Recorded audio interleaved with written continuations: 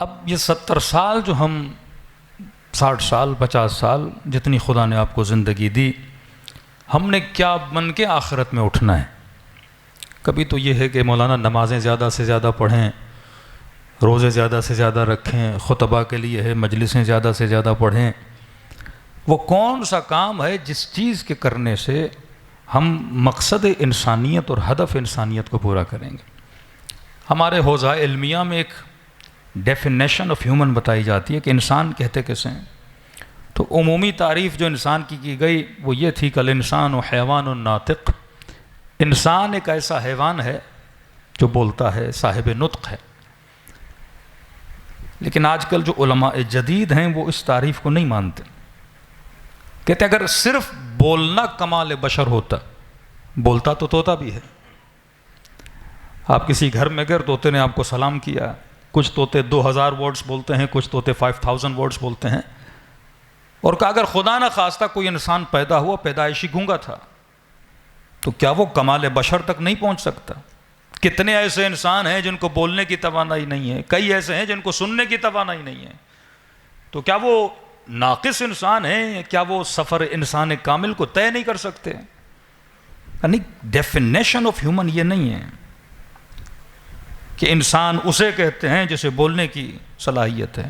ہاں، کلی طور پہ فرق انسان اور حیوان یہ سمجھا جاتا ہے کہ انسان بولتا ہے، بولنا ایک ذریعہ ہے کنیکشن کا، ورنہ آج ٹائپ کے ذریعے سے مختلف ذرائع سے بھی انسان اپنے پیغام پہنچا سکتا ہے۔ تو کہا کہ اصل میں جو ڈیفینیشن آف ہیومن ہے کہ اگر انسان اس ڈیفینیشن پہ پوری زندگی قائم رہے تو جو آپ کہتے ہیں یہ ایمان کی پہلی منزل، ایمان کی چوتھی منزل، ایمان کی 7ویں منزل، سلمان ایمان کی فلاں منزل پہ تھا، یہ ایمان کی منازل کوئی طے کیسے کرتا ہے؟ اور قیامت کے دن وہ کون سا ٹیمپریچر ہوگا کہ خدا یہ بتائے کہ تم انسانیت کی 7ویں منزل پر ہو، تم انسانیت کی 8ویں منزل پر ہو، جب تک ہم اس ڈیفینیشن کو پورا نہیں کرتے۔ کہ ڈیفینیشن آف ہیومن، سب سے بڑا فرق ایک انسان اور حیوان میں ہے وہ یہ ہے، اور اسی فرق کو اگر انسان پوری زندگی برقرار رکھے تو انسان ایک کامل بن کے دنیا سے چلا جائے گا۔ کہ وہ فرق کیا ہے؟ کہ اصل میں ڈیفینیشن آف ہیومن کیا ہے؟ کہ انسان اسے کہتے ہیں جسے لا محدود سیکھنے کی صلاحیت موجود ہے۔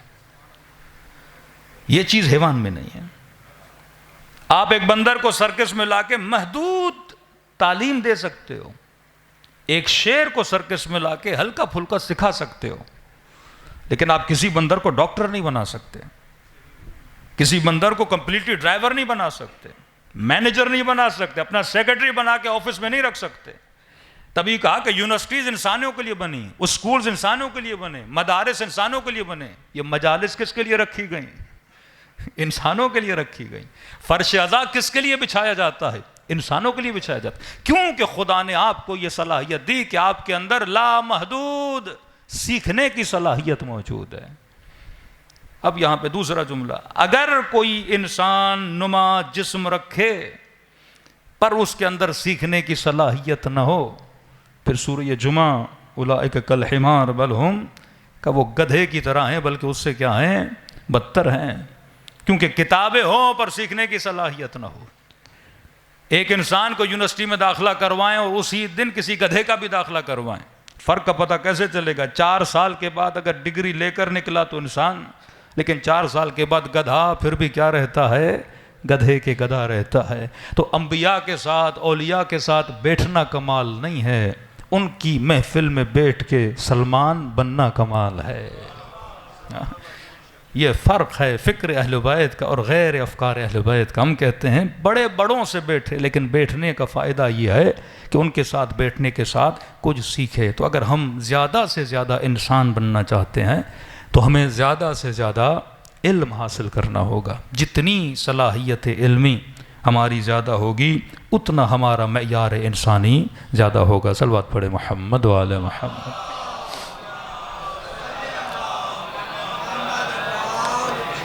اسی طرح کربلا کے میدان میں آئیے، ہر کیوں بنا؟ کیونکہ ہر نے کچھ نہ کچھ سیکھا۔ جناب وہب کیوں بنے؟ کیونکہ امام حسین سے کچھ نہ کچھ سیکھا۔ عمر سعد کیوں بنا؟ اب عبداللہ الحسین سے زیادہ کلام کیا ہے اس بدبخت نے، لیکن امام حسین سے کچھ سیکھا نہیں۔ یہاں تک امام حسین نے سوال کیا ابن سعد سے کہ کیوں جا رہے ہو یزید کی طرف؟ تو کہا کہ ایک تو آپ کی طرف آؤں گا، میرے جتنے املاک ہیں ابن زیاد سارے لے لے گا، دوسرا میرے بچوں کی جان کو خطرہ ہے۔ وہاں ملتا ہے امام حسین نے اسے آفر دی، کہا کہ مدینے میں جو باغ موجود ہے، جو باغ امام حسن کے نام سے مشہور ہے، خود امام حسن کی زندگی میں معاویہ بن ابی سفیان نے امام حسن کو آفرز دیں کہ جو منہ مانگی آپ قیمت بولیں گے میں دینے کو تیار ہوں، یہ باغ مجھے دیں۔ برکت باغ تھا، ملتا ہے اس کا ایک ایک درخت کا دانہ جب امیر المومنین نے کاش کیا، اس کے کنارے 2 رکعت امیر المومنین نے پڑھی۔ امام حسین فرماتے ہیں وہ باغ میں تجھے دینے کے لیے تیار ہوں اگر تو یہاں آ جاؤ، تیرے بچوں کو جان کو خطرہ ہے، میں گارنٹی دیتا ہوں، جنت کی گارنٹی میں دیتا ہوں۔ لیکن آخر میں اس نے شعر پڑھے کہ حسین آپ تو وعدے کر رہے ہو لیکن رے کی حکومت جنت سے زیادہ میرے لیے میٹھی ہے۔ اس وقت مولا نے بد دعا دی۔ امام نے فرمایا اتنا سمجھا بھی رہا ہوں، پیغام بھی دے رہا ہوں، انعام بھی دے رہا ہوں، لیکن پھر بھی آنے کے لیے تیار نہیں، کہ پروردگارا اسے اس کے بستر میں موت دے۔ اور جناب مختار جب اس کے گھر میں گئے کہ تبھی بستر سے اٹھا نہیں تھا، اسی وقت اس کا سر قلم کر دیا اور اس سے موت آ گئی۔ لیکن جنہوں نے حسین کی آواز پہ لبیک کہا، 1400 سال گزرنے کے بعد آج بھی ہر مجلس میں اصحاب حسین پہ کیا کیا جاتا ہے؟ سلام کیا جاتا ہے۔